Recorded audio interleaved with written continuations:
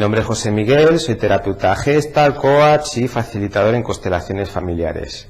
Entonces se me ocurrió hacer estas charlas porque cuando hacemos los talleres de constelaciones familiares, que siempre hago pues esa pequeña explicación al inicio de qué son las constelaciones y tal, pues claro, como el tiempo es breve y se trata de constelar, pues no trabajamos tanto pues como profundizar más en la teoría de lo que hay de todo detrás de las constelaciones familiares. Entonces como que tenía ganas de hacer algo así que pudiera explayarme más, porque la teoría de las constelaciones familiares de Bert Hellinger es muy rica, o sea, el contenido que tiene de cara a entender las personas, las emociones, lo que nos pasa, lo que nos bloquea, los recursos que tenemos, pues es un material muy muy rico que tampoco está muy explicado por ahí. O sea, he mirado por otros sitios, por YouTube, por conferencias y tal, y hay cositas, pero no está como muy divulgado, ¿no?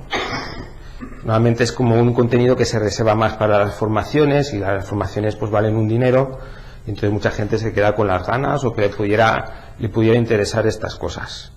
Entonces pues me he animado y os agradezco que hayáis venido aquí en este experimento.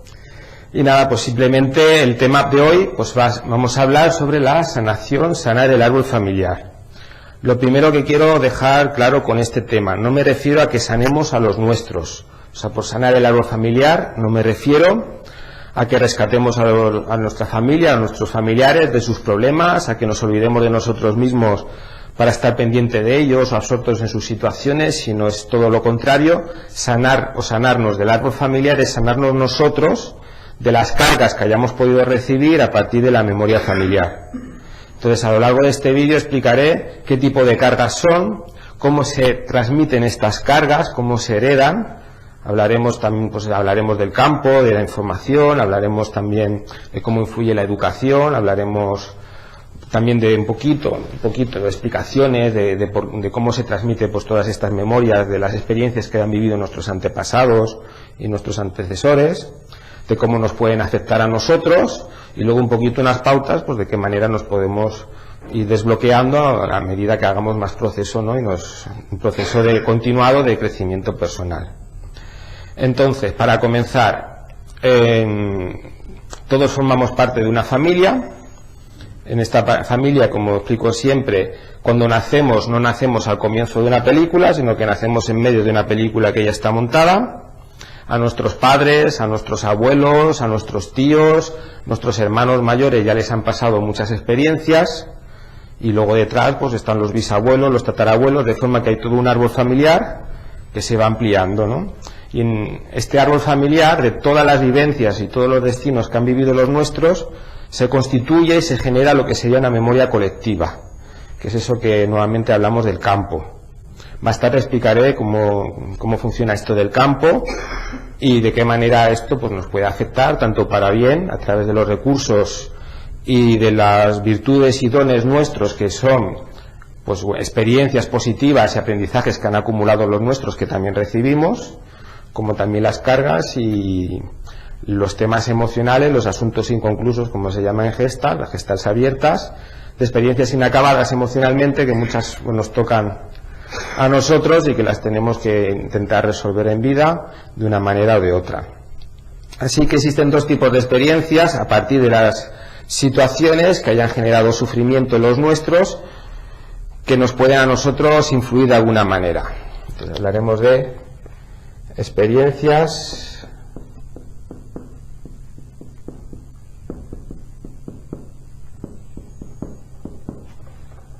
del pasado familiar.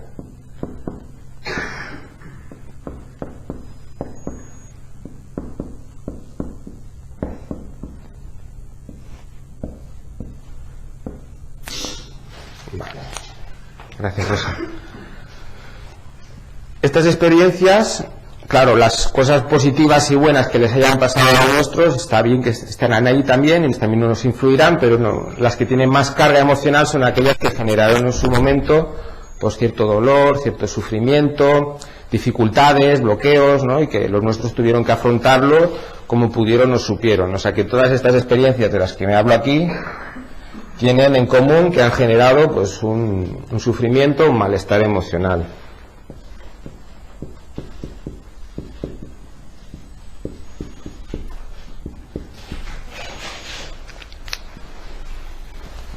Entonces, ante estas experiencias, unas de ellas ya estarán cerradas y estarán resueltas. Tenemos experiencias que yo ya las llamo cerradas. En el sentido en que los nuestros tuvieron los recursos necesarios, los recursos suficientes para afrontarlas. A lo mejor les pasó algo que fue traumático, que fue muy duro, pero en vez de quedarse victimizados y echarle la culpa a la vida o echarle la culpa a otra persona, supieron responsabilizarse y generaron con ello pues un aprendizaje, una conciencia. Son experiencias que ellos pudieron asimilar emocionalmente y que han quedado solucionadas, reparadas. Hola, Julieta. Entonces estas experiencias que están cerradas de los nuestros, a nosotros nos llegarán en forma de recursos.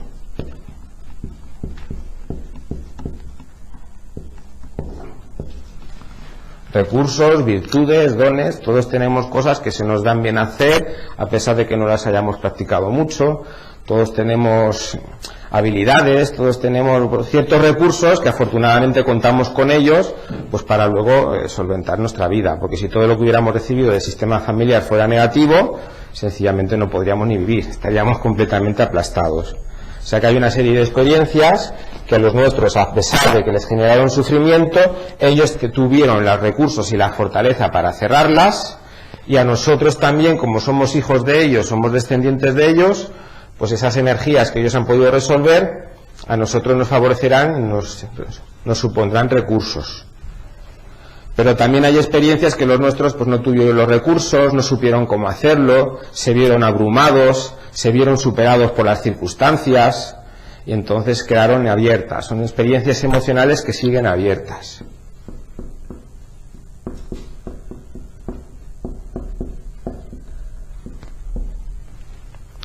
Y como están abiertas, pues suponen heridas emocionales que vivieron los nuestros, que están ahí, en esa memoria familiar de la que he comentado antes, esperando a que alguien la resuelva, porque si ellos no han podido resolverla, pues eso está ahí, en esa memoria, que es esa fidelidad que luego hablaré después, de cómo nosotros, los descendientes, tomamos de las cargas que han dejado los nuestros en su historia, en su vivencia, y les intentamos sanar con mayor o menor fortuna.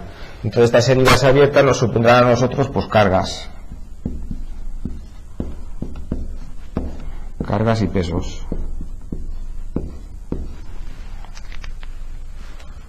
¿Vale? Así que tenemos un pasado familiar, todos nacemos a partir de una familia, hay unas situaciones que ellos han podido resolver y a nosotros nos habrán venido como recursos y fortalezas, y otras que les dejaron heridas abiertas a los nuestros, que no pudieron asumir, y entonces a nosotros también nos llegará ese material pendiente en forma de cargas y de peso. Voy a explicar un poquito más en concreto de qué manera una experiencia se acaba transformando en una carga para la persona que la vive, y no solo eso, sino que además esa carga es heredable para luego sus hijos, sus descendientes o sus nietos. La mejor manera de explicarlo es a través de lo que se llama en terapia Gestalt el ciclo de satisfacción de necesidades, y la manera más sencilla es a través de un ejemplo básico. Voy a poner un ejemplo básico que tiene un contenido bastante neutro emocionalmente, y además es una experiencia de vida cotidiana, que es, pues si tenemos sed, beber para satisfacernos. Pero a partir de esta experiencia veremos una serie de fases que son exactamente las mismas que en otras experiencias mucho más complejas, como por ejemplo sostener el duelo ante un familiar que ha fallecido, sostener un trauma, sostener una culpa, sostener una frustración, ¿no? Entonces, lo haremos así para que sea más básico verlo. Iremos comentando cuáles son estas fases. Vale, imaginemos que estoy en mi casa y empiezo a notar la boca seca.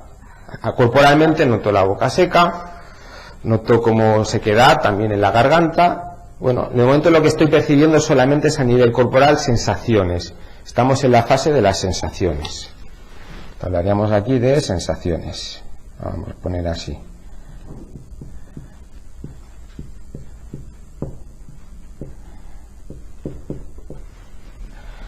Vale, pero todavía ni siquiera sé que tengo sed. Lo único que sé es que tengo la boca seca, que tengo la garganta seca, que hay algo en mi cuerpo que reclama, pero todavía no tengo la conciencia de que tengo sed. Este ejemplo es muy sencillo, ¿no? Entonces, enseguida que tengo la boca seca, deduzco que tengo sed. Pero hay otras experiencias en la vida que pasar de la sensación a la consciencia, que es la siguiente fase, puede ser muy complicado. Sobre todo experiencias emocionales donde tendemos a reprimir la emoción y por lo tanto si reprimo la emoción no me entero de a qué viene esta sensación. Entonces la siguiente fase sería aquí consciencia.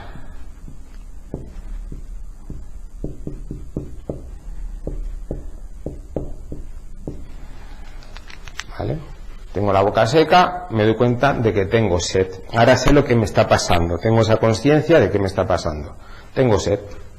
Bueno, pues la siguiente fase que tengo que realizar es energetizarme para ir a la cocina, coger un vaso y beberme un vaso de agua. Pues a lo mejor estoy en el sofá viendo la tele, estoy así apalancado con mi pereza y digo, sí, tengo sed, pero ostras, me da pereza levantarme, ¿no? O sea que necesito un tiempo que sería de energetización, como de hacerme la idea de que la sed que tengo es incómoda y de que tengo que estimularme para levantarme a ir a la cocina a beberme el vaso de agua, si además no tengo a nadie al lado quien se lo pueda pedir. Entonces la siguiente fase es la energetización.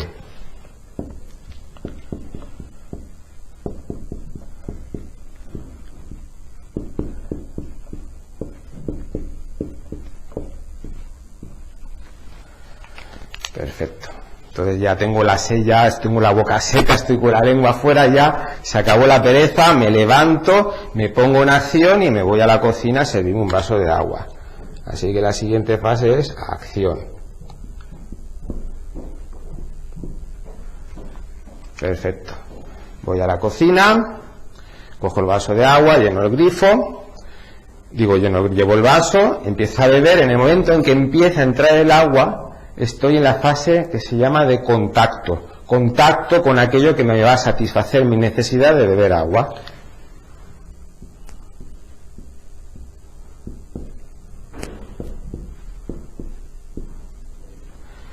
Estoy bebiéndome mi agua, me gusta, está fresquita, está buena, estoy disfrutando, no me está aliviando esta sensación que tengo, hasta que llega un momento que mi necesidad ha quedado consumada.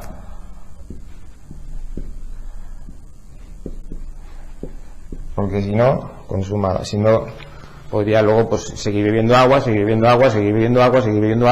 no me daría cuenta de cuando estoy satisfecho, que tendría la barriga así, y hay un momento que puede ser hasta peligroso beber tanta agua, ¿no? Entonces hay un momento en que nuestro cuerpo nos dice, ya está, hasta aquí, ya has satisfecho esta necesidad, ya no tengo más sed. Entonces, a partir del momento en que está la necesidad satisfecha, entramos en una fase de reposo.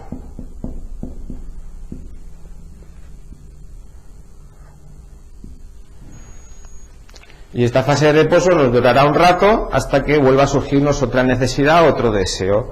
A lo mejor después de bebernos el vaso de agua me doy cuenta de que pues tengo que ir al baño o que me apetece hablar por teléfono con un amigo, una amiga o lo que sea. Entonces volveríamos a una nueva necesidad, por ejemplo, de llamar por teléfono y me doy cuenta, ¿no? Primero tengo una sensación, ostras, me siento raro y me siento solo.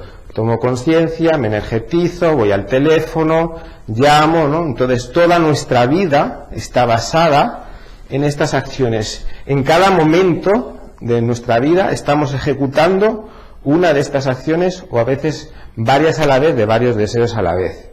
Esto es vivir. Pero no solamente los seres humanos, los animales, todos. Que tenemos hambre, primero sentimos la sensación, tomamos conciencia de que tenemos hambre, nos preparamos para ir a buscar el alimento, entramos en acción, cogemos la comida, la ingerimos, nos satisfacemos, consumamos la necesidad, nos quedamos en reposo, luego nos da sueño, nos da ganas de hacer la siesta, tal, ¿no? Perfecto. Claro, el tema de beber agua, pues emocionalmente no tiene mucho contenido, a no ser que estemos en el desierto y tengamos mucha sed y estemos como locos buscando un oasis. Pero estas experiencias, estas fases, se repiten en cualquier experiencia de vida. Y hay algunas experiencias que emocionalmente son más difíciles de sostener, necesitan más proceso. Que es ahí donde una de dos, o generamos aprendizaje y resolvemos esa experiencia que nos puede haber generado un dolor o un sufrimiento, o nos quedamos atascados y lo reprimimos. Entonces hablaremos de estas fases, de estas de este tipo de experiencias, que son las que nos generan dolor y sufrimiento. Entonces estas serían pues experiencias de dolor.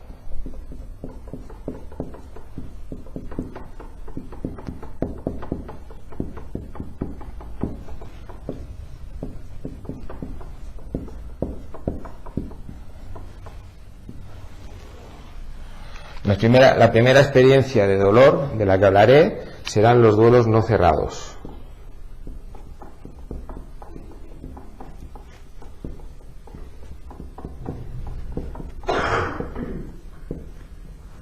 Vale. ¿Qué es un duelo? Un duelo es una experiencia que es tanto psicológica, pero también es biológica, porque ya se está descubriendo que hasta los animales realizan procesos de duelo. Los elefantes, cuando van por la selva y ven un cadáver de otro elefante, se acercan y hacen como rituales, viven una pena, hacen una especie de ceremonia a ese elefante, a ese cadáver de elefante, y luego pues siguen su camino. O cuando, por ejemplo, a un perro se le muere el dueño, pues los perros pueden tener, se van a veces hasta el cementerio, a la tumba del dueño, se quedan ahí quietos esperando un tiempo a ver si el dueño se levanta, y cuando no, pues no. Pues hasta los animales viven los duelos, hasta los animales tienen que vivir este proceso que es para gestionar las despedidas, para gestionar las pérdidas. Es decir, ante una situación, ante una persona que era importante para nosotros y que en un momento dado deja de estar presente en nuestra vida, ante esa pérdida necesitamos realizar un proceso psicológico que se llama el duelo. ¿Qué ocurre con los duelos? Pues que a veces la pena, el dolor, sobre todo si es alguien que era muy importante para nosotros, si ya no está, no solamente los fallecimientos, también las roturas de relación, o por ejemplo el duelo de que ya no soy tan joven como era hace unos años y ya no tengo la misma vitalidad que tenía cuando tenía 20 años, que podía, correr 2 horas y ahora voy media hora y estoy que me ahogo. También tengo que vivir el duelo de que mi cuerpo ha generado está pasando por una serie de cambios y que mi vitalidad no es la misma. Todo aquello que perdemos en nuestra vida necesitamos gestionarlo a través de un duelo. Vale. ¿Qué es lo que ocurre? Pues que si ese duelo es de algo que nos da muchísima pena, pues sencillamente muchas veces nos quedamos bloqueados y no lo cerramos. Hay 2 fases en todo duelo que son cruciales, que es el inicio del duelo y el final del duelo, que es la despedida.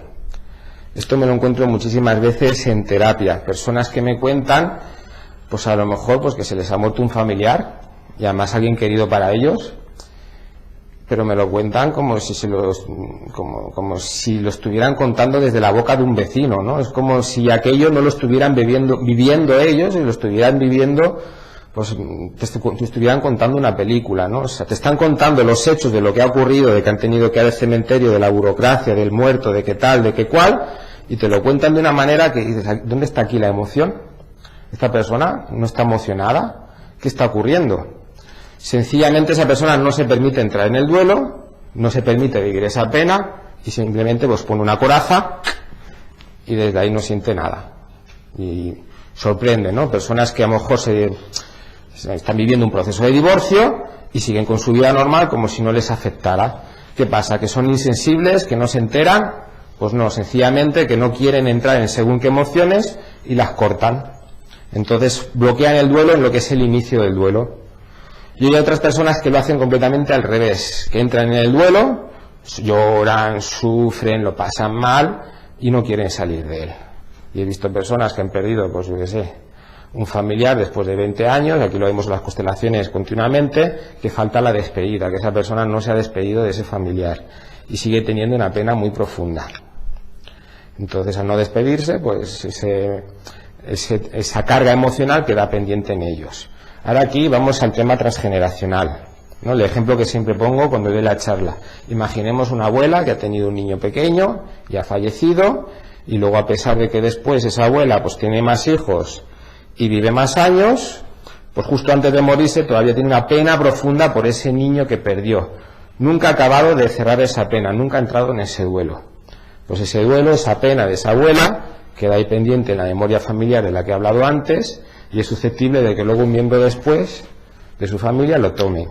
También, por esto muchas veces me encuentro en terapia, personas que me dicen, es que estoy muy triste, y no entiendo por qué estoy triste, porque tengo una buena pareja, tengo trabajo, tengo salud, pero estoy triste y además esta tristeza me acompaña prácticamente desde mi infancia.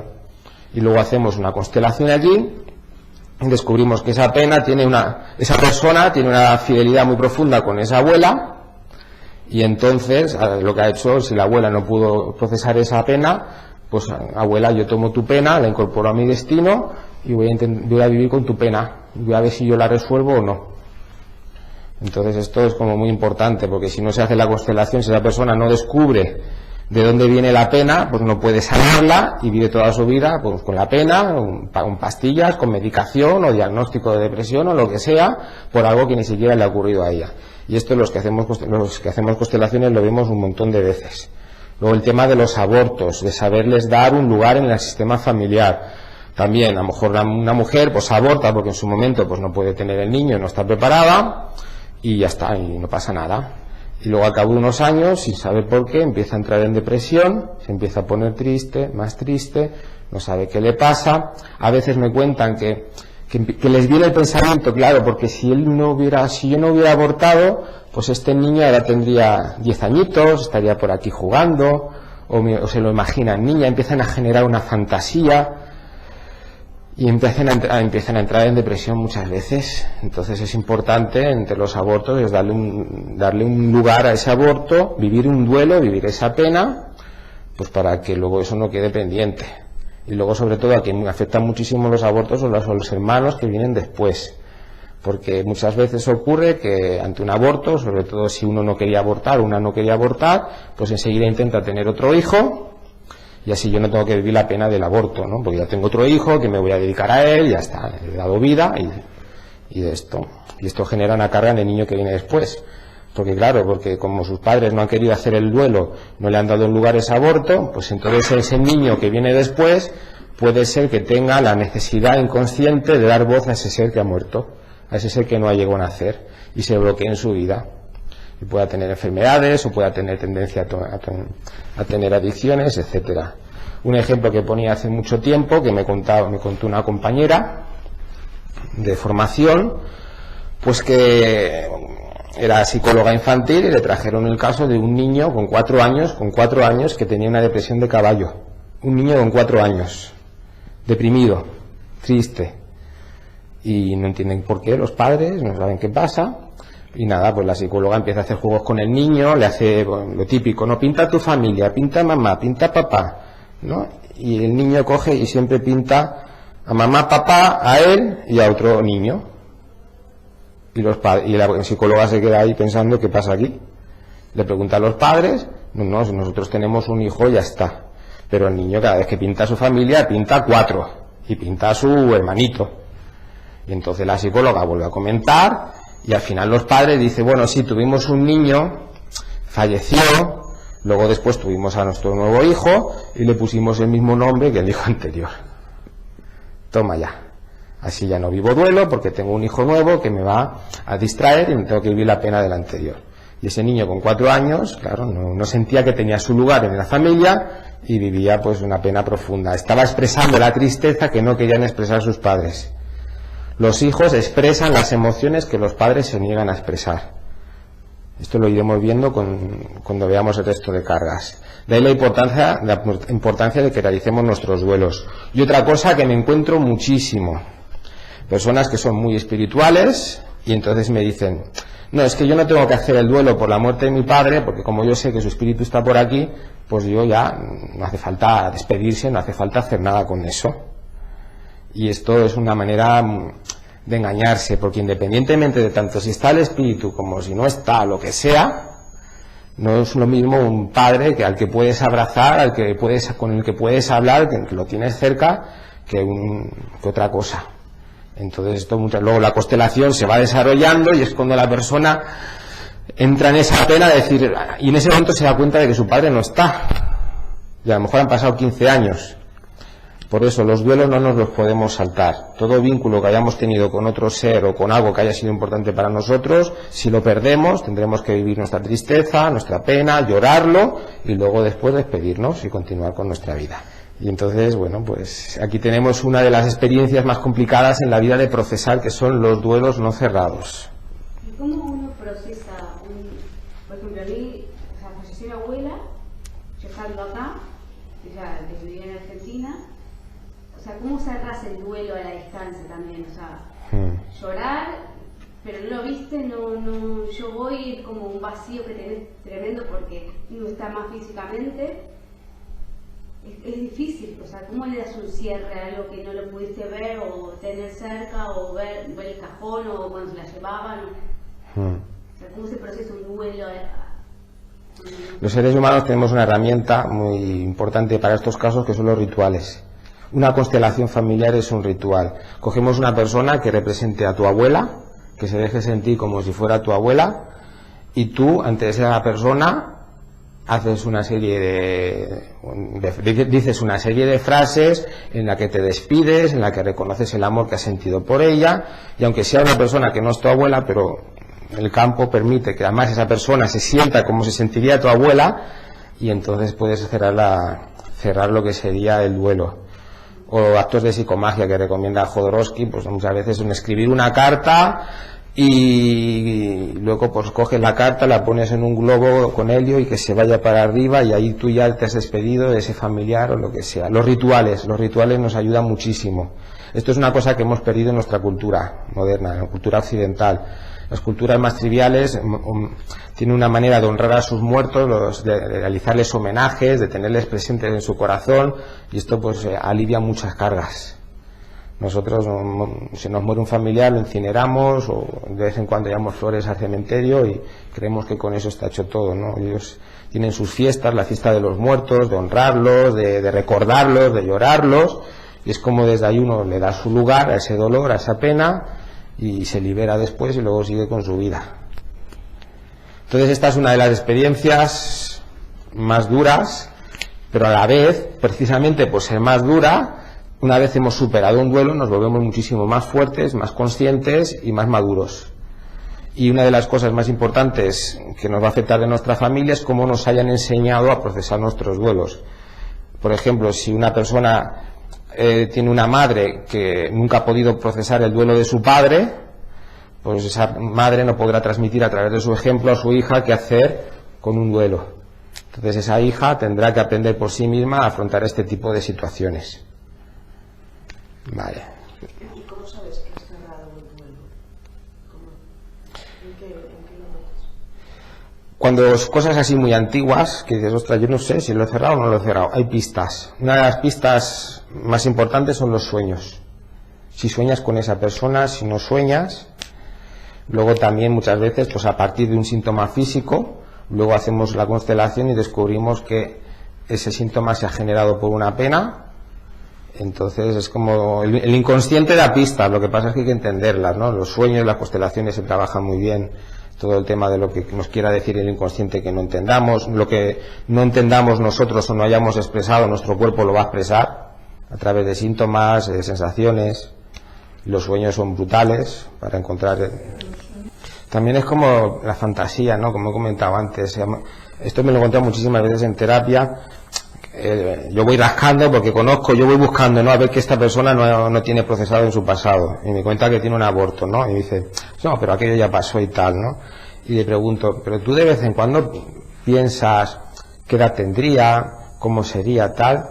Bueno, sí, ¿no? Y te cambian de tema rápido, ya sobre todo la cara, con la cara ves si esa persona tiene eso bien cerradito o lo tiene más abierto que otra cosa, ¿no? Le das un margen de tiempo y vuelves a preguntar.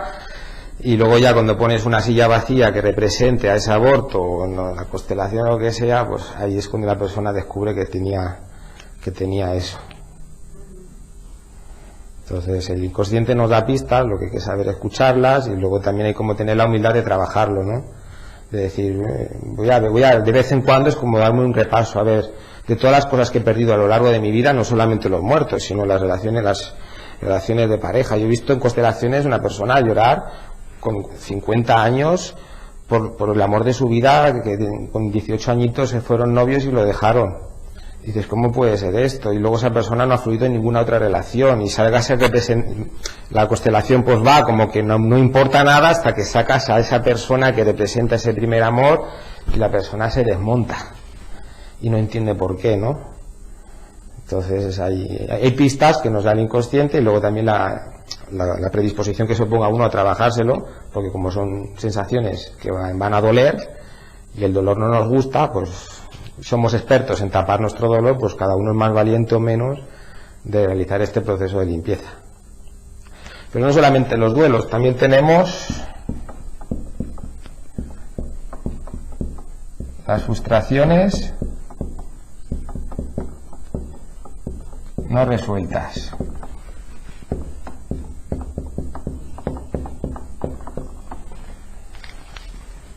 ¿Qué es una frustración? Una frustración es que yo tenía la expectativa de que algo iba a ser de una manera y no ha sucedido. Y me quedo chafado. O me quedo resentido. Hay dos tipos de frustraciones, las pequeñitas. Pues, por ejemplo, si yo paso por al lado de un vecino y saludo al vecino, tengo la expectativa de que este vecino me salude a mí. Si no me saluda o me mira así con desprecio, me frustro, porque yo no se ha cumplido mi expectativa. Esto parece una cosa insignificante. Pero si estas frustraciones se acumulan muchas en poco tiempo o sobre una misma persona, pues se puede convertir en una herida profunda. Por ejemplo, estoy triste, me encuentro mal y estoy esperando a que mi pareja venga de trabajar, pues para contárselo, para hablar y tal. Y cuando llega mi pareja, en vez de preguntarme cómo estoy, me empieza a contar lo mal que está ella o lo mal que está él, su vida, acabo yo sosteniéndole a él o a ella y me quedo con las ganas de hablar yo. Claro, esto si pasa un día, no, pues bueno, pues es una frustración, no pasa nada. Pero si te tiran meses en que lo único que haces es escuchar a tu pareja y tu pareja no hace ningún intento de preguntarte cómo estás, o te lo pregunta pero como con cara diciendo dime que estás bien, porque lo que me pasa a mí seguro que es más grande que lo que te pasa a ti, pues esas pequeñas frustraciones son como la gota china que va haciendo mella, y luego puede llegar un momento que la persona ya salte y diga es que no me preguntas ni siquiera cómo estoy nunca, y el otro, ¿por qué no me lo has dicho, no? Entonces estas cosas pasan, esas pequeñas frustraciones que van calando, hasta que nos damos cuenta de que tenemos una rabia profunda o que tenemos un dolor profundo y no sabemos de dónde nos viene. Y donde más cargamos frustraciones pues es en los vínculos, en las relaciones que tenemos con las personas que más amamos y más queremos. ¿Cuántas pequeñas frustraciones podemos tener de nuestra madre, de nuestro padre, de nuestra pareja, de nuestros hermanos, ¿no? Por eso la familia tiene todo eso. Y luego están las grandes frustraciones. Por ejemplo, yo me voy a casar, tengo toda la boda preparada, todos los invitados, estoy muy enamorado de esa persona, y esta persona en el último momento me di cuenta que se ha enamorado de otro o de otra o lo que sea y ya no quiere casarse conmigo. Pues eso es una frustración tremenda, porque yo tenía una expectativa de que iba a ser la persona, el amor de mi vida. Ahí tendré que vivir las dos heridas, el duelo y la frustración. ¿Qué diferencia hay entre un duelo y una frustración? En el duelo hemos tenido y hemos perdido. Y en la frustración no hemos tenido nunca, pero esperábamos tener. Entonces es diferente. Los duelos se procesan más desde la tristeza y la frustración se procesa más desde la rabia. De rabia o rencor, resentimiento. Entonces el trabajo terapéutico suele ser diferente. Para sanar un duelo tienes que conectar con el llanto y la tristeza y la pena para luego la despedida. Y para sanar una frustración a veces lo que hay que hacer es irse a una montaña y gritar, o coger cojines y empezar a porrear cojines, o expresar la rabia, ¿no? Como hicimos un poquito en el teatro también el otro día, para soltar esa rabia, ¿no? Vale, pues tenemos estas dos. Vale, ¿cómo se transmite? Bueno, ejemplos de herencia de frustraciones. También los ejemplos que suelo poner normalmente en las charlas. Imaginemos que mi padre quería ser músico, su pasión era la música, era su vocación, y toda la familia fue a por él de que tú no puedes ser músico, que eso no es una profesión de provecho, que te va a ir mal la vida, que además tienes que continuar con el negocio familiar, si no lo continúas tú se va a perder y tu papá se va a frustrar, y ese hijo pues al final deja la música y se dedica toda su vida a trabajar en una cosa que no le ha gustado. Esto puede ocasionar que luego el hijo tenga otra vocación, quiera ser a lo mejor jugador de baloncesto, y en vez de teniendo la familia le apoye para que sea jugador de baloncesto, para que sea profesional, lo tiene todo a favor, y se bloquea.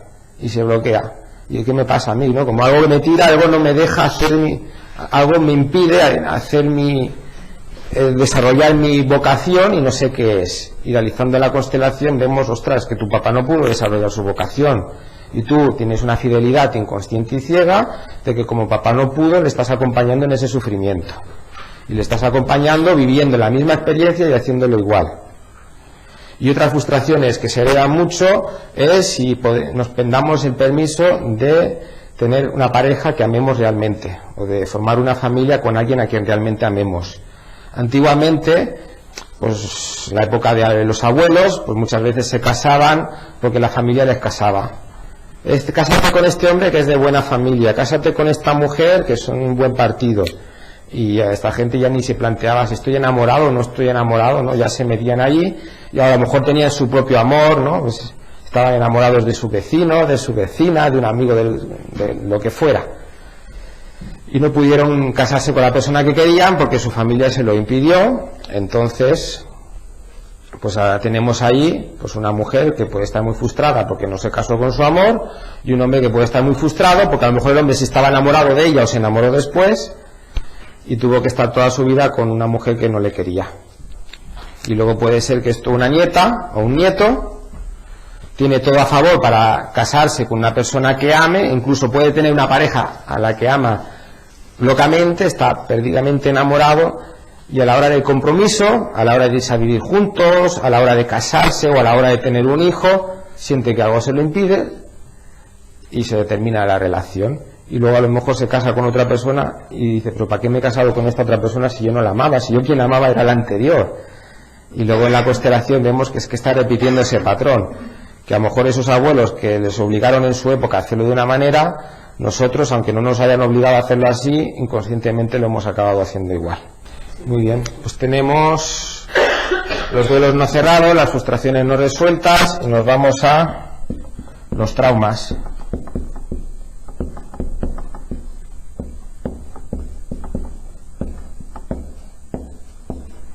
¿Qué es un trauma? Es una experiencia en la que hemos tenido muchísimo miedo de que nos mataran, de que nos hicieran daño, de que sufriéramos un daño, una lesión para toda la vida, ¿no? Hemos vivido una experiencia de pánico. Entonces este pánico y este miedo también puede ser heredable.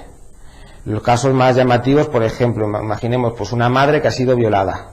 Fue violada a lo mejor por un familiar y la familia optó por callarlo, por proteger a ese familiar, por proteger a la familia del qué dirán del pueblo, y esta madre que fue violada se tuvo que comer todas sus emociones, todos sus sentimientos adentro. Y entonces esta mujer luego pues se casa con otro hombre, tiene una hija, y esta hija, sin saber por qué, tiene un rechazo hacia los hombres tremendo, horrible. Tiene relaciones de pareja y los trata fatal, les rompe el corazón y no lo hace queriendo. Ella quisiera pues tener su pareja, tener sus hijos y tener su vida bien, pero cuando está con un hombre en pareja tiene unas ganas de vengarse sin saber por qué, y puede ser pues eso, muy dura, o puede otro tipo de bloqueos con la sexualidad. A lo mejor esa hija no se permite el placer sexual o tiene un gran miedo, una gran desconfianza a los hombres. ¿Por qué? Porque está expresando los sentimientos que su madre no ha expresado. Los hijos nacemos a servicio de nuestros padres, en todo, para lo bueno y para lo malo, especialmente los padres, pero puede ser más para atrás, los abuelos o tíos también. Luego cuando hable de los excluidos, pues tocaremos también otro tema. Y entonces las emociones que expresamos nosotros muchas veces son las que no han podido expresar los nuestros, y para eso tenemos que provocar que nos ocurran experiencias parecidas a las que les pasó a ellos. Los traumas tienen que ser procesados. Hay un vídeo muy chulo en YouTube, si ponéis en Google oso trauma, se verá. Es un oso polar que lo intentan cazar con unos dardos tranquilizantes. El oso pasa miedo porque están con un helicóptero ahí achuchándole, y cuando por fin lo cazan y se empieza a despertar del ¿cómo se llama?, del tranquilizante, empieza el oso a temblar así. Y este temblor pues permite procesar el trauma, el miedo, ¿no?, todas esas emociones, todos esos neurotransmisores, esas hormonas que ha vivido esa persona del miedo, pues procesarlo y ya está. Cuando lo ha procesado, pues ya está. Por ejemplo, yo qué sé, un lobo que quiere cazar un ciervo, si el ciervo se escapa y salva su vida, el ciervo no se queda traumatizado, el ciervo sigue su vida. ¿Por qué? Porque los animales tienen una habilidad que nosotros hemos ido perdiendo a lo largo del camino, que es procesar los traumas. Y se les ha visto en documentales, ¿no?, como tiemblan, como hacen inconscientemente, ellos sin saber nada, pues sacan su miedo, se liberan de su miedo y ya está. Nosotros no tenemos esa facilidad y cuando sufrimos un trauma nos quedamos congelados y cargamos ese miedo en nuestro diafragma, que es una zona donde se cargan muchísimo los traumas, pero también se pueden cargar pues en otras partes del cuerpo, ¿no?, las rodillas. Entonces nos ponemos así. Hay personas que van así por la vida, ¿no?, les cuesta doblar las rodillas porque es como que se han quedado así, ¿no? Hay personas que tienen la mirada de miedo aunque no tengan miedo, ¿no? Tienen como su mirada es de susto. Dice, ¿qué le ha pasado a esta persona de pequeñita que se le ha quedado esos ojitos de miedo, ¿no? Pues los traumas también pueden ser heredados, como es el tema que os he comentado de la madre violada. Y luego también hay un libro muy chulo que habla de constelaciones de la enfermedad, que han hecho constelaciones pues en Alemania, y luego se ve como muchas enfermedades, luego salen traumas de las situaciones que se vivieron en la Segunda Guerra Mundial, que luego esta carga emocional, estos miedos, sobre todo si hay víctimas, perpetradores y tal, desembocan muchas veces en luego personas que enferman. Entonces, los traumas también son experiencias que hay que saber procesarlas. Y luego tenemos las culpas no perdonadas,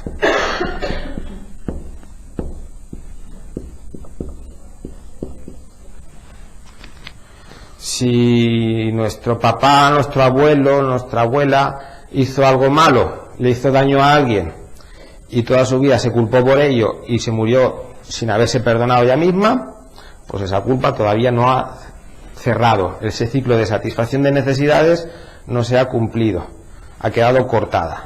Entonces puede ser que tenga un descendiente que sienta una culpa tremenda a pesar de no haber hecho nada en su vida negativo. Puede sentir, hasta esto me lo he encontrado en terapia también, muchas veces, personas que se sienten culpables por haber nacido.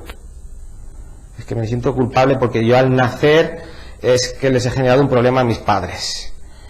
Y los padres no le han transmitido esa culpa directa. Hay padres que sí, que pueden decir, joder, desde que tú naciste me jodiste la vida, ¿no? Pero otras veces no es así. Los padres han podido, pues, tuvieron un hijo y lo han querido, a lo mejor no fue deseado, no fue esperado, pero se han responsabilizado y aún así esta persona tener esa culpa, ¿no? Esa culpa por haber nacido, como si le hubiera generado algo. Y muchas veces esta culpa puede ser los mismos padres que no se perdonan otras cosas. Entonces también son heredables. Y ya el último tipo de experiencias son las responsabilidades no tomadas.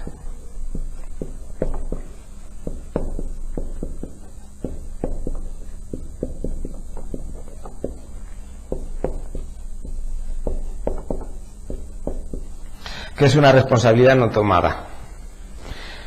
Pues por ejemplo, pues si alguien en nuestra familia fue perpetrador, ¿no?, un abuelo que abusó de su mujer, que la maltrató y toda la vida, en toda su vida no se hizo ni responsable ni le importó. Es más, dijo que pensaba que era así como había que tratar a las mujeres.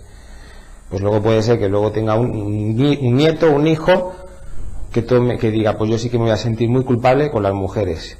Y que desde esa culpa que está espiando de su abuelo, espiando no en el sentido sino en el sentido de, como dice la religión católica, ¿no?, de cargar pecados, pues ese nieto o ese hijo pues se mete en relaciones con mujeres muy complicadas que le van a amargar la vida. A lo mejor no le pegan físicamente, pero le arruinan, le maltratan psicológicamente o lo que sea. Y dices, ¿qué me pasa a mí? Que es que tengo fijación por las mujeres que me hacen daño, o tengo fijación por los hombres maltratadores, ¿o qué me pasa a mí? Pues a lo mejor estamos queriendo subsanar pecados, entre comillas, que son experiencias que no han querido tomar responsabilidad los nuestros. Y los vínculos perpetrador-víctima son muy heredables transgeneracionales. Aquí tenemos estos cinco apartados, es todo el sufrimiento humano. Todo lo que sufrimos está en una o en varias de estas. Aquí está todo explicado. Aquí está lo que nos duele. Muy bien, pues ahora voy a explicar el proceso de transferencia. Cómo esto que han podido vivir los nuestros nos llega a nosotros.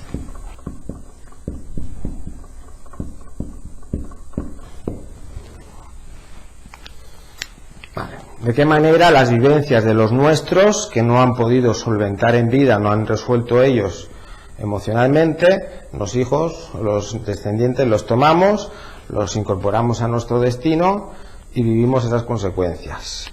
Para comprender esto, primero hay que entender una serie de factores. El primer factor son los factores predisponientes.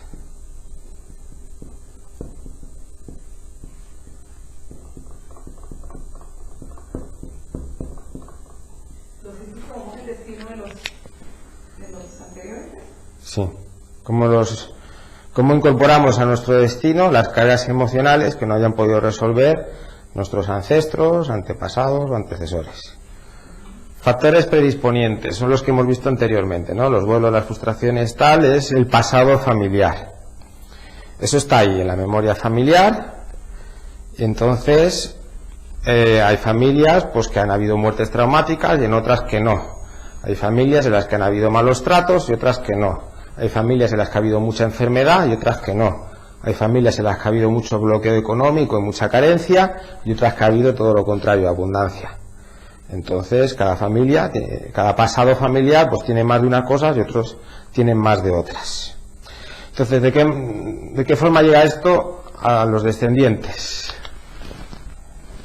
El primer factor es la educación.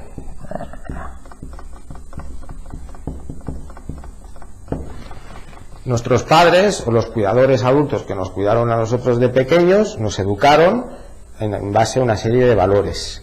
Nos dijeron lo que podíamos hacer, lo que no podíamos hacer, lo que estábamos obligados a hacer, lo que teníamos derecho a hacer, ¿no? Y nos dieron una serie de mensajes, nos explicaron cómo era la vida, que era su punto de vista y ellos era su interpretación o su punto de vista de cómo se tiene que vivir o cómo se tiene que comportar uno en público, con la familia o lo que sea. Si tenemos presente que nuestros padres nos han educado en base a una cultura familiar en la que ellos han sido educados, pues entonces muchas de estas creencias que a nosotros nos han llegado, estos valores, pues tienen una historia que puede haber comenzado por varias generaciones atrás. Entonces nuestros padres nos han educado de la misma manera o parecida a como sus padres les educaron a ellos. Los patrones, para que nos entendamos bien, puede ser hacer exactamente igual o hacer todo lo contrario. Es el patrón imitativo o el patrón inverso. O sea, nuestros padres nos han podido educar exactamente igual como le educaron sus padres a ellos, o nos han podido educar de manera totalmente contraria, porque la tendencia es irnos a los extremos. Y por supuesto, pues nuestros abuelos fueron educados por los bisabuelos por los tatarabuelos, etcétera. Entonces hay una transmisión de valores que es de padre a hijo a través de, pues niño, esto se hace así, esto no se hace, esto está bien, esto está mal, y si te portas bien tienes premios, si te portas mal tienes castigo, y aprendes una serie de valores. Esto es lo más fácil de entender. Luego también hay otra manera en que se transmiten estas cargas emocionales, porque claro, en estas cargas emocionales influirán en cuáles hayan sido aquello que esté dependiente en la familia, influirá en los mensajes que luego se le transmita al niño. Por ejemplo, la creencia de que hay que decir siempre la verdad. Pues esto es una creencia que puede ser positiva, a veces no, o puede ser que a veces no haya que decir siempre la verdad. Cada familia lo transmite de una manera determinada. Hay familias en que decir la verdad es 100% obligatorio y decir una mentira o callarse algo es muy condenable, y en otras es algo muy habitual. Si no es algo grave, pues se puede decir mentirijillas piadosas, o si tú no dices algo, no estás mintiendo, ¿no? Hay una serie de valores de qué es verdad y qué no es la verdad. Y por supuesto, esto influirá mucho en cómo haya sido el pasado familiar. En un pasado familiar en que haya unos padres que tengan secretos, o que tengan unos abuelos que hayan tenido secretos de cosas que se hayan callado, pues seguramente que a sus hijos no les habrán educado para que digan siempre la verdad, porque ellos no la están diciendo. Entonces aquí ya es un reflejo de que mucho de nuestra educación está reflejada en las cargas emocionales que no están resueltas del pasado familiar. Luego tenemos el ejemplo, porque los hijos aprendemos más del ejemplo que de la educación, que lo que nos dicen. Los hijos hacemos antes lo que vemos que lo que nos dicen. El ejemplo es una de las maneras más importantes en que nos aprendemos. Por ejemplo, de qué manera papá trata a mamá. Si papá es machista, pues yo he recibido un ejemplo de un papá machista tengo más riesgo de convertirme yo en un hombre machista.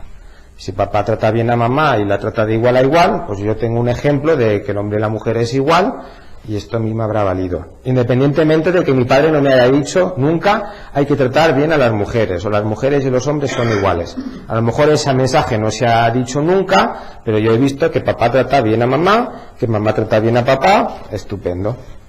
Esto pasa muy pocas veces, porque las familias normalmente tiran o para el patriarcado o para el matriarcado. O es papá el que se pone por encima de mamá, o es mamá la que se pone por encima de papá. Y entonces ahí vemos que hay muchas familias donde los que tienen éxito y prosperan son las mujeres, y hay otras familias donde los que tienen éxito y prosperan son los hombres. Dices, ¿cómo puede ser esto? Pues porque ahí vemos todas las creencias, ya no solo las creencias, sino el ejemplo recibido.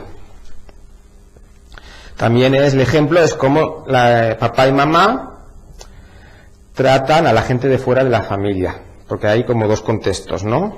Hay personas que son muy educados, muy serviciales con la gente de fuera, y por dentro toda la mierda. Perdón. Luego lo borro. Hay personas que directamente, pues eso, son muy educados fuera, buenos días, buenas tardes, necesita ayuda, tal, y luego viene el hijo y le pide algo y niño, déjame en paz, o tratan mal a su mujer, o discuten, o están gruñones, ¿no? Pues eso es el ejemplo, ¿no? Cómo papá trata a mamá, cómo mamá trata a sus papás. Ahí vemos también cómo se trata a la gente mayor, la educación a los mayores. Los patrones de información que hablan en neuroemocional. ¿Sería eso? ¿Patrones de información? Sí. Los patrones de información, bueno, yo lo he puesto factores predisponientes, pues sería más o menos lo mismo. De qué manera la información de nuestro árbol familiar nos llega a nosotros y nos genera una manera de vivir nuestro destino. Vale, tenemos el ejemplo. Continuamos con los secretos, con los no dichos. Se transmiten mucho familiarmente los no dichos. ¿Sería como los secretos? Sí y no. Un secreto, hay una alevosía, ¿no? A lo mejor hay un hijo que fue dado y hay un secreto de que aquí los hermanos no saben que tú tienes un hermano que nació antes y que a lo mejor los padres no estaban casados y quedó excluido. Es un secreto porque hay una intención de que algo no se sepa. Pero luego están los no dichos, que es diferente, pero que también incluiría los secretos. Por ejemplo, imaginemos que mamá habla de su papá, habla del abuelo, y cuenta las cosas buenas, las cosas menos buenas, ¿no? Pero los hijos saben cómo era su abuelo, quién era su abuelo, y tienen una información del abuelo. Pero papá nunca habla de su padre, papá nunca habla del otro abuelo. Entonces, ¿cómo puede ser que mamá hable tanto de su papá y papá no hable de su papá nunca? Entonces el niño, a pesar de que es infantil y que no es maduro, pero son listos, los niños son listos, y además tienen su inconsciente, y además tienen unos canales abiertos que no tenemos los adultos, una intuición infinita.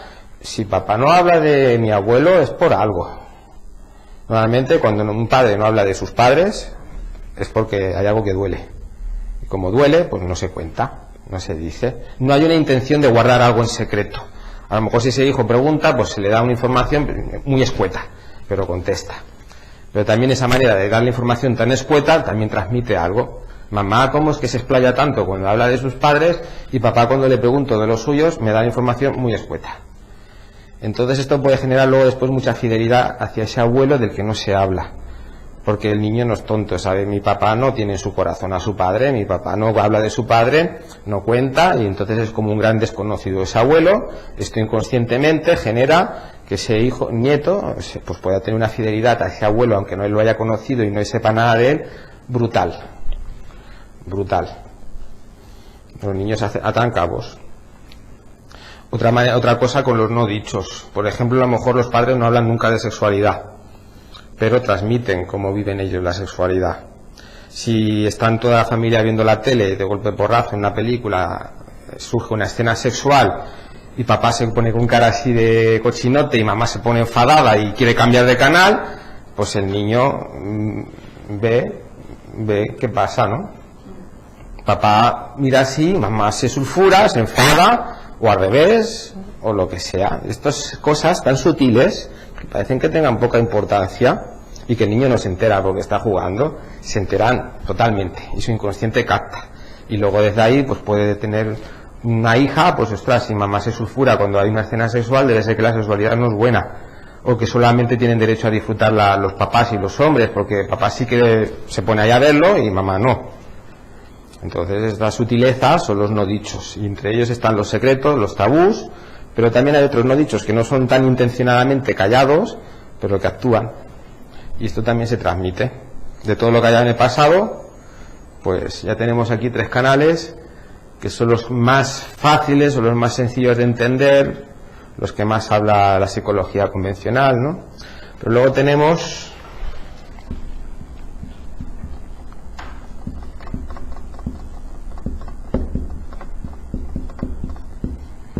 los campos mórficos. ¿Qué es esto de los campos mórficos? Hay un biólogo que se llama Rupert Sheldrake que ha descubierto, realizando una serie de experimentos, que la memoria no está en el cerebro, que el cerebro actúa más como un receptor, como si fuera una radio, y que la información no está contenida en nosotros, sino que está contenida en lo que él llama unos campos mórficos, que es donde se contiene la información de todas las vivencias que han pasado nuestros antepasados y nuestros ancestros. Esto no es exclusivamente de los seres humanos, sino que también de los animales. Hay una memoria de especie, por ejemplo, por los ratones. Pues todos los ratones que han existido a lo largo de la vida es como si constituyeran una memoria de todas sus vivencias, de todos sus logros evolutivos, y desde ahí influyen a los futuros ratones. Entonces, esto de los campos mórficos es muy interesante, porque desde ahí se puede ocurren las constelaciones familiares. Cuando uno se constela, se conecta con el campo de ese sistema familiar y desde ahí puede recibir una información que se transmite pues con un llanto, se transmite con un gesto, con una intuición, ¿no? Esta información, esta memoria, no se guarda en un sustrato físico. No hay un cerebro físico donde esté contenido, ni tampoco está contenido en el disco duro de un ordenador. Está contenido en un vacío, el vacío cuántico. Ahora ya la física cuántica, pues con sus avances, está descubriendo que el universo, más que materia, lo que es información o energía de información. Entonces hay una serie de campos que se organizan en sistemas. Lo mismo que está el sistema familiar, pues está la memoria familiar. El sistema país, pues hay una memoria de país. Y el sistema humanidad, pues hay una memoria de humanidad. Los campos se organizan en forma de sistemas. Por esto, en el proceso de sanación del árbol familiar, si nosotros nos quedamos atrapados en el campo familiar, lo vamos a tener muy complicado para hacerlo diferente, porque la inercia es a continuar los hábitos, no es como el río ya tiene su curso y es continuar por ahí. Y si en esta familia nuestra pues hay mucha enfermedad, pues nosotros también enfermedad. Entonces, de alguna manera, con el trabajo que hacemos, lo que hacemos es como saltar de campo, respetando el campo familiar, honrando a los nuestros, pero mirando un campo mayor, para tener unos recursos que a lo mejor nuestra familia no se encuentra. Entonces, desde ahí se puede hacer. Hay muchas personas que viven la espiritualidad de otra manera, que lo que hacen es sustituyen a la familia por un dios o por un gurú o lo que sea, ¿no? Como no tomo a mi padre porque mi padre me ha amargado la vida, pues tomo a este gurú o tomo a este dios y me imagino que es mi papá. Es una espiritualidad sin raíces. Realmente estas personas son muy espirituales y pueden ser muy bellas personas, pero suelen tener problemas económicos, suelen tener problemas para cuidarse, ¿no? Personas que hay contradicciones, ¿no? Te hablan del karma, te hablan de tal cual, pero luego su vida es un poquito desastrosa. Y dices, ¿qué pasa aquí? ¿Cómo puede ser una persona tan espiritual si te hace tanta yoga y es tan vegetariana y lo hace todo tan bien, pero luego le cuesta? Pues probablemente porque está utilizando la espiritualidad como vía de escape para no afrontar lo que tiene en la familia. O sea, la espiritualidad debe tener raíces, y las raíces son la familia. Es como un árbol, ¿no? Si la espiritualidad es la copa del árbol, la familia, el sistema, son las raíces. Y si el tronco dice, yo paso de mis raíces y me voy directamente a la copa, pues si no se nutre de lo que hay abajo, tanto de lo que fue bonito como lo que hizo daño, pues esa espiritualidad es flotante. Entonces esto es importante tenerlo presente. Tenemos los campos mórficos.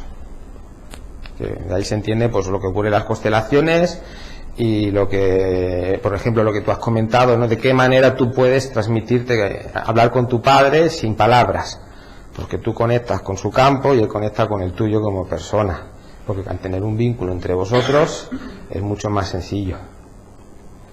Y lo que él es no está en su cuerpo a lo mejor está enfermo, pero lo que él es está en su campo, y tú estás en tu campo, y de campo a campo, entre hija y padre, tenéis un vínculo, estáis interconectados, y desde ahí se transmiten esas emociones sin palabras, con la mirada. Me chocó mucho. Claro. Vale. Y la otra forma, la última, es la epigenética.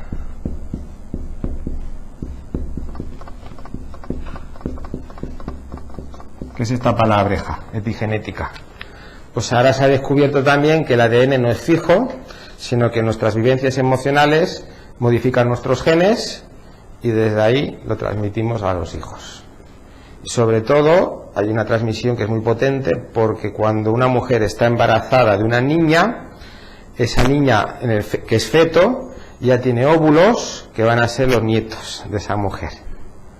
O sea que la rama familiar femenina tiene mucho poder a la hora de transmitir.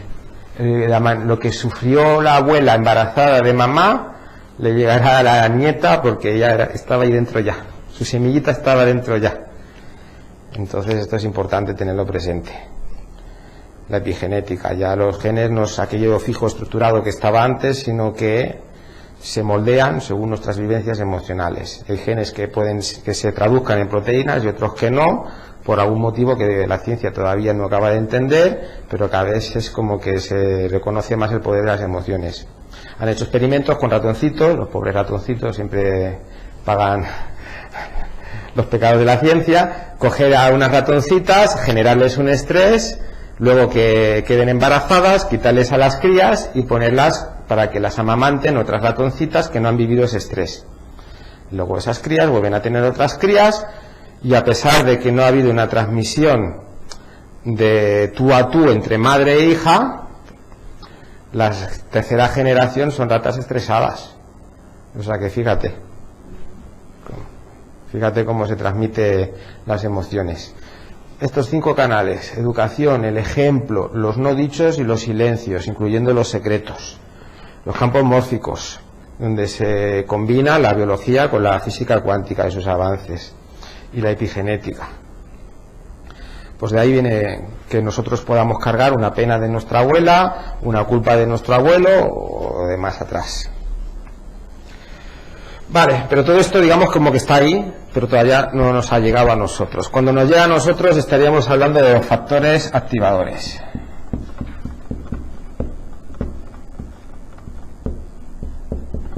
Es la vivencia que ya hemos vivido nosotros. A lo mejor en estas memorias pues hay violencia, hay padres que han maltratado a sus hijos, pero está ahí en la memoria. El primer bofetón que recibe el niño se le activa. Aquí hay violencia, la relación con la violencia.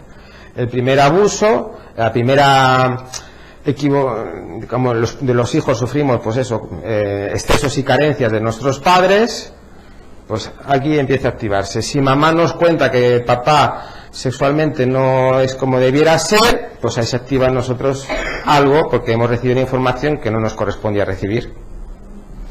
Entonces a partir de este momento algo cambia en nosotros ya directamente, porque lo hemos vivido en nuestra propia piel. Nuestro primer duelo, nuestra primera pérdida, aquel familiar que muera antes, pues será muy influyente de cómo luego gestionemos nuestras pérdidas después. La primera gran frustración que recibamos, ¿no? El primer amor que perdemos, la primera vez que nos deja una pareja, pues aquí se nos activa, ¿no? Hasta ahora era toda una posibilidad que podía ocurrirnos con más fuerza que otras posibilidades, porque nuestro pasado genera que haya unas experiencias más probables que otras de suceder, y aquí ya ha sucedido. ¿Qué ocurre cuando nos sucede algo? Estamos hablando de todas experiencias que generan dolor y sufrimiento. Pues puede ocurrir que nos sintamos muy víctimas. Uy, lo que me ha pasado. Y entonces generamos un sentimiento de víctima. He sido víctima de tal persona, he sido víctima de tal circunstancia. He sido víctima de que mamá me habla mal de mi padre. He sido víctima de que mi padre no está nunca en casa y no ha jugado conmigo y no conozco bien a mi padre. Entonces todo lo que sea sentimiento de ser víctima genera el comienzo de un patrón, porque de todo aquello que te sientes víctima te van a venir a la vida circunstancias muy parecidas, muy repetidas. Tú vas a generar ese mismo daño que tú hayas sufrido. Muchos padres que son maltratadores pues han sido maltratados de niños. Es el comienzo del patrón. El patrón ya lo estoy materializando. Todo aquello que nos sintamos víctimas nos tiene atrapados y se va a convertir en un hilo que tire de nosotros. Pero no solamente el victimismo, sino la culpabilidad. A lo mejor de niño, esto lo he visto muchas veces, imaginemos un caso de un niño que se enfada con su papá y en su pensamiento piensa, ojalá mi padre se muera. Y tiene la mala suerte que el padre al cabo de un mes se muere. Y ese niño, en su inconsciente, como es inmaduro, pues se puede llegar a creer que ha matado a su padre por haber tenido ese pensamiento. Luego crece, se olvida, y luego resulta que en terapia individual un día o en constelación puede descubrir, ostras, es que yo pensé en aquel día que ojalá mi padre se muera y luego se murió, y ahí descubre pues a lo mejor el por qué lleva toda la vida sintiéndose culpable de algo que no sabe qué es. Aquí comienza. Y hay dos emociones que son básicas, que es la inocencia. Es la inocencia, se puede convertir sentimiento de víctima, y la culpa.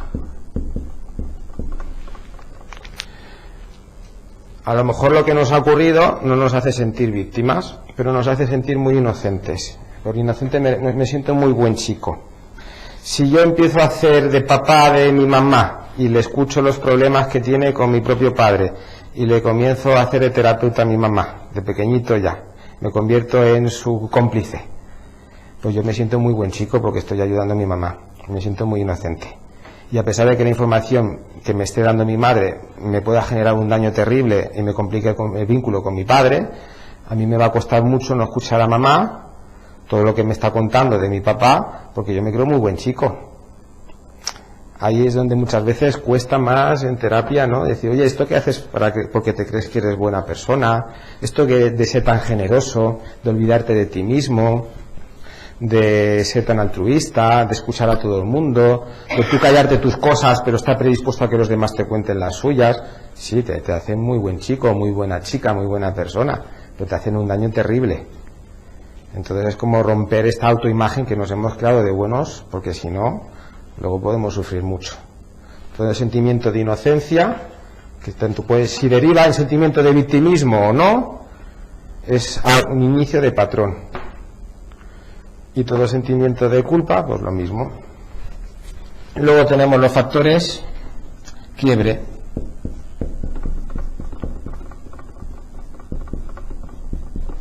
Aquí comienza el patrón y aquí nos damos cuenta del daño que nos hace este patrón, y es cuando nos proponemos hacer un cambio. Normalmente los factores quiebre llegan después de una gran crisis. Mientras que las cosas funcionan bien según nuestros esquemas mentales, no queremos cambiar. Pero en el momento en que sufrimos algo, yo que sé, a lo mejor estamos con nuestra pareja, siendo muy buenos con ella, lo damos todo por esa persona y esa persona nos deja. A ver, si yo se lo he dado todo, ¿cómo es que me deja? A lo mejor es que no hay que dar tanto. Y precisamente cuanto más das, la pareja se agobia y también se va. Entonces es como un darse cuenta de, por aquí no voy bien. Y normalmente el factor quiebre conlleva una crisis fuerte. También hay otros darse cuentas que pueden darse en terapia, ¿no? Un proceso de crecimiento personal. Me doy cuenta que ser tan buen chico no me hace más bueno realmente, lo que me hace es un sufridor, y voy por la vida sufriendo cosas por no decir que no, por no ocupar mi lugar. Aquí comienza el patrón y aquí lo cerramos en una experiencia de crisis.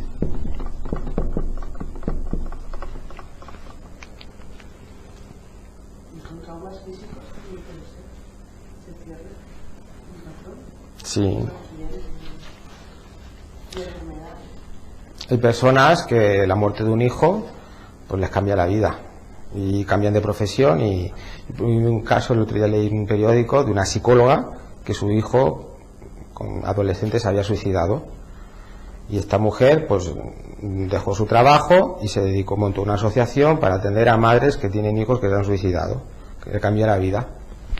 Tuvo un factor quiebre, probablemente ahí se le rompieron patrones de cosas que le estaban llevando por otro lado, y esta mujer pues tuvo las herramientas de generar con ese dolor algo constructivo.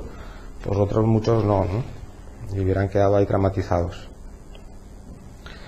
Son estas situaciones en que uno dice, ahora sí que voy a hacer. A lo mejor uno está pensando, debería ir al psicólogo, debería ir al terapeuta, debería hacer una constelación, pero bueno, voy tirando hasta que ¡pah!, nos damos el porrazo, y ahora sí que voy a sanarme porque no puedo seguir así. A la que una rotura de relación, nos damos cuenta que hemos tenido 3 relaciones de pareja en que nos han pasado las mismas cosas, pues ahora sí, voy a intentar que la 4ª vez que me tenga una pareja sea diferente. Y por último tenemos los factores mantenedores.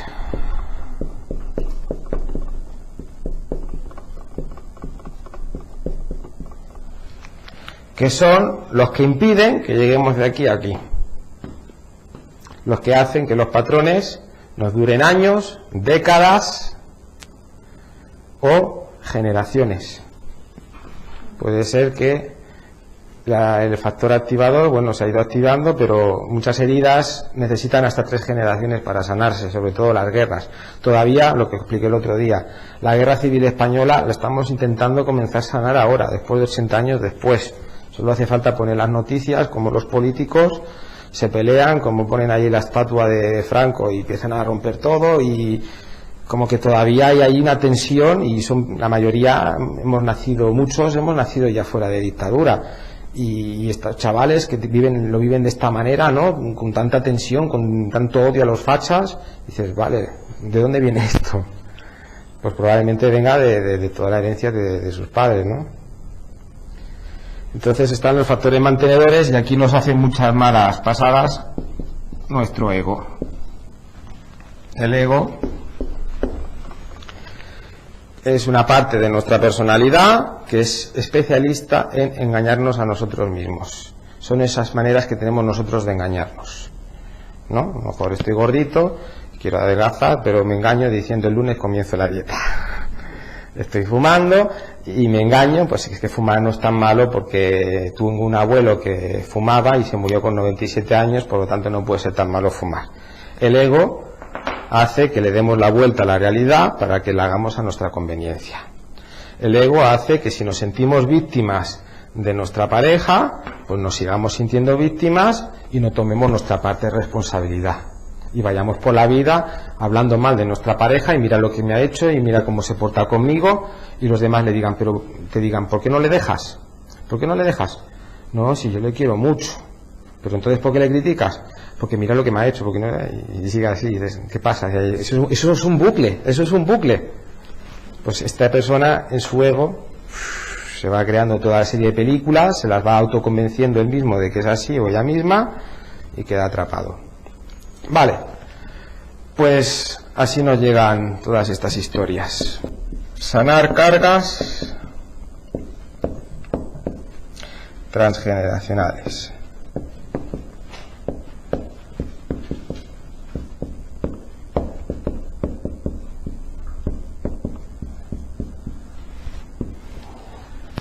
Vale. Lo primero, autoconocimiento.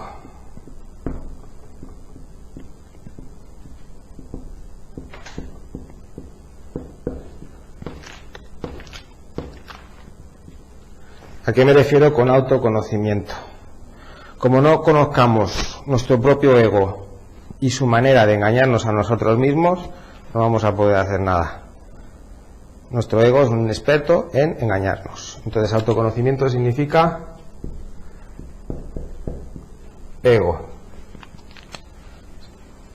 Si mi manera de engañarme a mí mismo es contarme de que no me afectan las cosas porque yo soy una persona que no me afectan las cosas, cuando realmente sí que me afectan, pues iré cargando emociones y seré una persona contenida.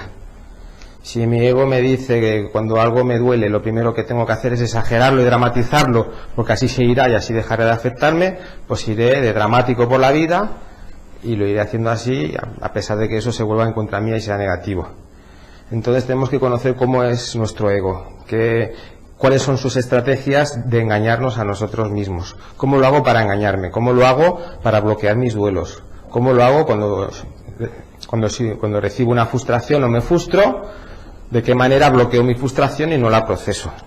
Me vuelvo vengativo, me aguanto y digo no ha sido para tanto, ¿no? Es como conocer esas trampas que nos hacemos a nosotros mismos, porque si no, es que ya ni comenzamos la terapia, ni comenzamos el proceso de sanación, ni comenzamos nada.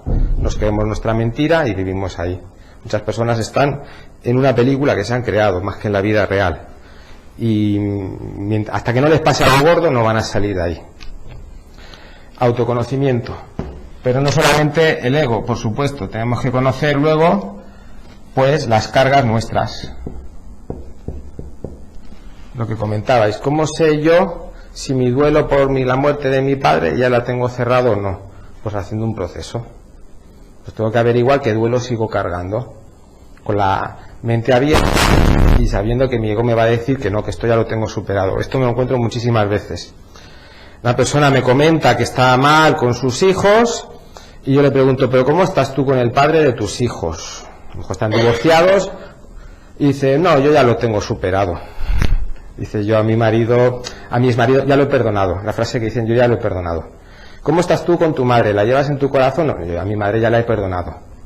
¿No? Este es nuestro ego que nos dice, ya la he perdonado. Y empiezas a rascar y sale la tristeza, sale la pena, sale la rabia o sale lo que sea.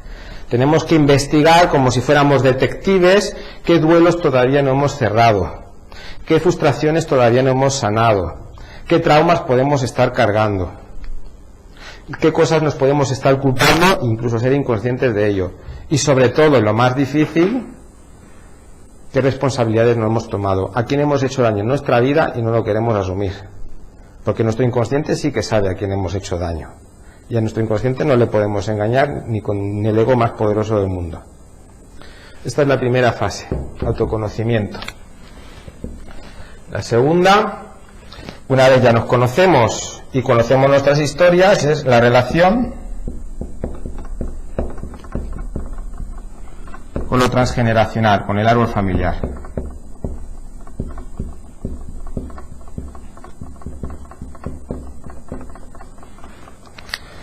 Aquí es cuando yo puedo, si yo he hecho aquí un buen trabajo, decir, mira, yo tengo esta es mi manera de relacionarme en las parejas, puedo hacer una comparación cómo se relacionaba mi madre con mi padre o mi padre con mi madre, cómo se han relacionado mis abuelos entre ellos, y aquí puedo descubrir el patrón mío, dónde pudo comenzar o de dónde viene, si viene de la rama materna, si viene de la rama paterna, etcétera. Entonces, una vez nos conocemos, a través de un estudio de nuestro árbol familiar, pues descubrimos dónde adquirimos estas estrategias o de qué forma hemos adquirido estas estrategias. Esto es importante. Muchas veces la persona viene aquí, tengo un problema, quiero saber de dónde me viene. Vale, pero ¿cómo te lo haces tú en este problema para mantenerlo? Ahí cuesta más, ¿no? Al final es más fácil como decir, voy a descubrir qué es lo que cargo de mi padre o de mi abuelo, pero no quiero ver cómo lo hago yo para quedarme así atrapado, ¿no? Porque esto duele más. Entonces es importante combinar estas dos cosas. Aquí la parte gestáltica de la gesta la ayuda mucho, ¿no? Lo que es autoconocimiento, conocerse mejor uno mismo, y las constelaciones familiares pues ayudan a descubrir de dónde nos vienen estos patrones, de estas situaciones, qué cargas hemos tomado y qué fidelidades estamos cargando. Se puede investigar haciendo la constelación, pero también es importante porque estas personas que enferman, los niños enferman al servicio del sistema. Y también lo que he visto muchísimas veces, como muchas experiencias de violencia se traducen en enfermedad, porque si toda la violencia que ha habido en el pasado se cargase con más violencia, yo creo que el mundo ya se habría acabado, ¿no? Entonces mucha enfermedad, sobre todo enfermedades mentales, psicosis, esquizofrenias, son cargas que vienen de vínculos de víctima-perpetrador. Entonces el esquizofrénico dicen que representa a una víctima y un perpetrador a la vez, y por eso tiene esa confusión en la mente. Está representando una lucha entre dos personas que se odiaban a muerte o una lucha entre alguien que mató a otro. Si no hubiera la enfermedad, pues habría más asesinatos. Entonces es como la enfermedad de alguna manera descarga muchas cosas muy poderosas, sobre todo de generaciones de dos, ¿no? Como dicen, las cargas de los abuelos, los padres las vivieron psicológicamente, los hijos las vivieron físicamente. Claro, es que a ver, pero si tú eres consciente de este momento, también puede pasar esto. Tenemos que tener presente que estas cargas no son para fastidiarnos la vida, sino para que generemos conciencia. Y que si en el mundo fuera todo perfecto, maravilloso y no hubiera conflicto de ningún tipo, nos quedaríamos bobos, nos quedaríamos tontitos, porque lo que nos hace más maduros son las experiencias de conflicto, de dificultad y de cómo las solucionamos. Venimos a este mundo a aprender. Entonces hay que solucionar cosas antiguas y generaremos otras experiencias nuevas y las tendremos que afrontar nosotros y nuestros hijos y nuestros nietos. Venimos a aprender, esto es como una escuela. Eso yo lo tengo claro, pero lo que no tengo tan claro es que si yo conscientemente pues hago daño a mis hijos, a mis nietos, a esas generaciones que me preceden. Tú, más que hacerles daño, tú lo que haces es que les pones unos deberes. Pero esos deberes son buenos para ellos, porque si no tuvieran deberes, se quedarían bobos. Entonces, tú has recibido unos deberes, tú has recibido unos recursos de tu árbol familiar y unas cargas. Y tú, desde ti, dejarás unos recursos, que es todo aquello que tú hayas podido poner conciencia, y lo que te haya quedado a ti pendiente, pues quedará para futuras generaciones. Y luego también tú habrás generado, posiblemente, otras cargas nuevas a través de cosas que te hayan sucedido nuevas para ti. Porque a algún momento algo tiene que suceder nuevo, no va a ser todo antiguo, ¿no? Y esto es lo que forma, o sea, los hijos recibimos de los padres la vida y una vida. La vida es cuerpo físico y una vida es pues un destino. Recibimos un destino a partir de lo que he dicho antes, ¿no? Los hijos nacemos al servicio de los padres y de ahí tenemos que generar experiencias, aprendizajes, etcétera.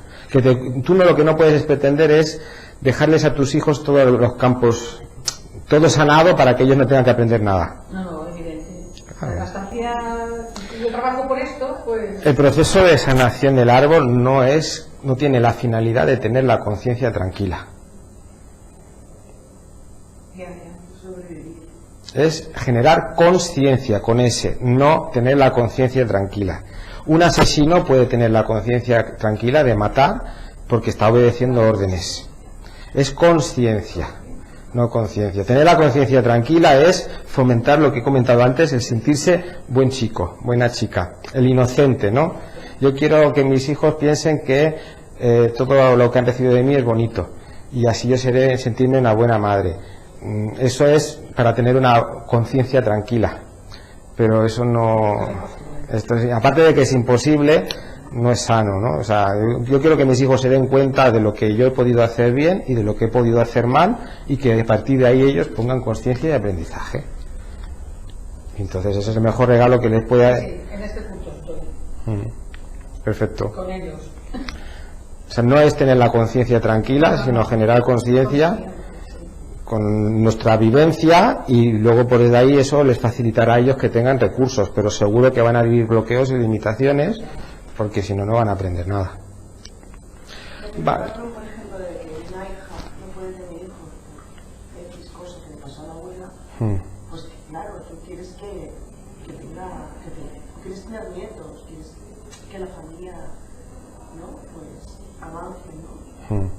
Claro, ahí sí que harás lo posible para que tu hija tenga nietos, ¿no? Ahí tu hija tenga hijos. Pero ya estás interviniendo en la experiencia de vida de tu hija. ¿Y si tu hija no quiere tener hijos? ¿Y si tu hija tiene que vivir el trauma de no poder tener hijos? Esto vi un caso de una mujer que no podía tener hijos y su abuela había tenido 10 hijos. Y esta abuela toda su vida dedicándose a los hijos y no pudo vivir su propia vida. La gran frustración de esta mujer es no he tenido una vida propia porque me he dedicado toda la vida a cuidar niños e hijos. Y la nieta, aunque quiere tener hijos, inconscientemente no los quiere tener, porque lo que quiere es tener una vida propia, porque eso es lo que no pudo tener su abuela. Entonces, realizando un proceso así, puede que lo sane o puede que acepte que en esta vida no le toca tener hijos. y hacer con eso algo constructivo, que es vivir su propia vida. ¿Y es la sanación, aceptar ese destino? Claro, o sea, el objetivo es no sentirnos ni víctimas, ni inocentes, ni culpables. Ese es el objetivo. Eso es sanar. Sanar es: no soy víctima, no soy culpable y no soy una buena persona ni un buen chico para creerme que soy mejor que las malas personas. Ese es el objetivo. Aceptarlo. Ya está.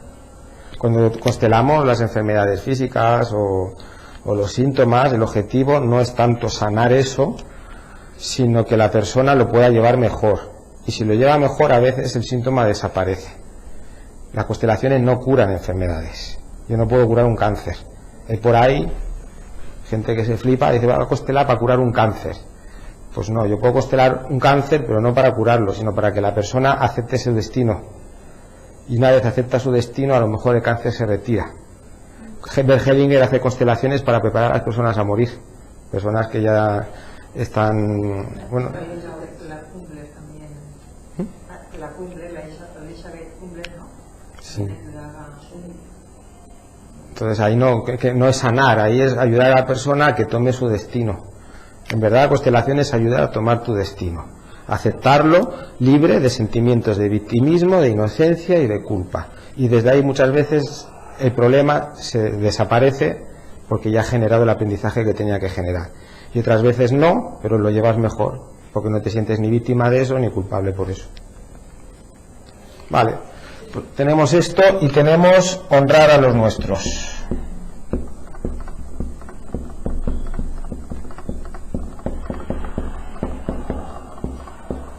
Vale, quedan 3 puntos y ya está, ¿eh? Es uno de estos y 3. Honrar a los nuestros. ¿Qué me refiero?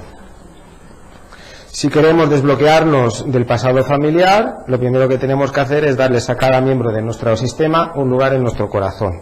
Hayan hecho lo que hayan hecho. Tenemos que liberarnos de los juicios que tengamos hacia los nuestros. Si nuestro abuelo fue un maltratador, nosotros tenemos que llevar a ese abuelo maltratador en nuestro corazón y darle un lugar, un espacio, y amarle y quererle porque venimos de él. Y si nuestro abuelo fue un maltratador es porque no supo gestionar mejor su dolor de otra forma que a través de maltratar y hacer daño. No existen las buenas y las malas personas, lo que hablamos de la conciencia. Existen personas que lo hacen lo mejor que saben y lo mejor que pueden. Si nosotros juzgamos a nuestro abuelo, tenemos 2 tendencias: o nos convertiremos en un maltratador o nos convertiremos víctimas de un maltratador.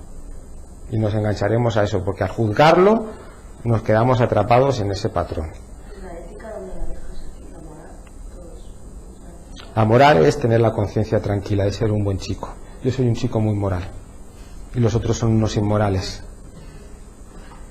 Quien tiene conciencia no necesita ni moral, ni ética, ni los 10 mandamientos, ni nada, porque les hace... Lo que hace no lo hace pensando esto me va a convertir en mejor persona o me va a convertir en peor persona. Lo hace desde otro lugar más profundo. No hay juicio. Honrar a los nuestros y darles a cada uno un lugar en nuestro corazón. Después, ocupar nuestro lugar.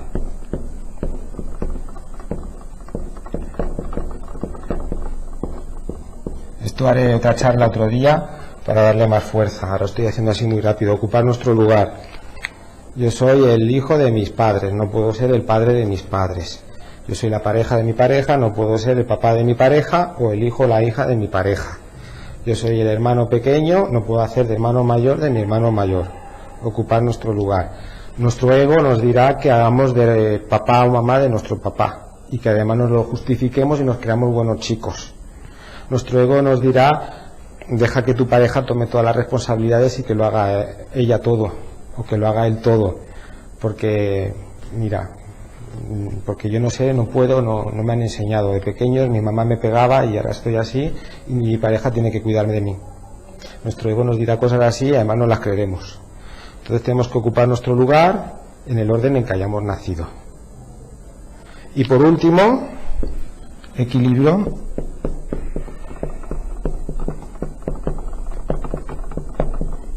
En el dar y el recibir. Estos 3 aspectos son los órdenes del amor. Equilibrio en el dar y recibir. que es dar en la misma intensidad que recibo. Si yo le doy más a mi pareja de lo que ella me da a mí, me convierto en su papá. Y entonces ella se convierte en mi hija, y desde ahí o yo dejaré de sentir atracción por ella porque no me atraen las niñas, o ella dejará de sentir atracción por mí porque no le atraen los papás. Entonces es muy importante. Los amigos lo mismo. Si yo a mi amigo le doy mucho y mi amigo no me da tanto, puede ocurrir dos cosas: o que se infantilice y se quede como un niño recibiendo de más, porque la única manera de recibir de más sin sentirse culpable es volviéndose infantil, o que se sienta mal de recibir tanto y decir me marcho porque me tienes atosigado de tanto cariño, de tanto amor, de tanto afecto, de tanta atención. Estos tres factores, los explicaré otro día con más tiempo, son los órdenes del amor. Si cumplimos esto, nuestros vínculos funcionan, fluimos. Si tenemos un conflicto, lo resolvemos pronto, porque no pretendemos ocupar el lugar de otra persona. Pero para eso primero tenemos que hacer un trabajo de autoconocimiento, de exploración, de búsqueda, para conocernos nosotros y nuestro amigo el ego, y después ver de qué manera esto nos ha podido afectar nuestro árbol familiar en ello, para poderlo sanar. Porque yo, por mucho que conozca mi ego, si tengo un excluido en mi sistema, como no haga un homenaje o una honra a ese excluido, lo tengo, ¿no? Si el que venía antes de mí es un aborto, por mucho que yo me conozca mi ego, tendré que dar un lugar a ese aborto. Pero si yo no conozco que eso es un aborto, no he hecho el trabajo, pues no podré realizar ese proceso. Pues muy bien, pues muchísimas gracias. Lamento haberme alargado un poquito de más. Gracias por haber venido. A vosotros.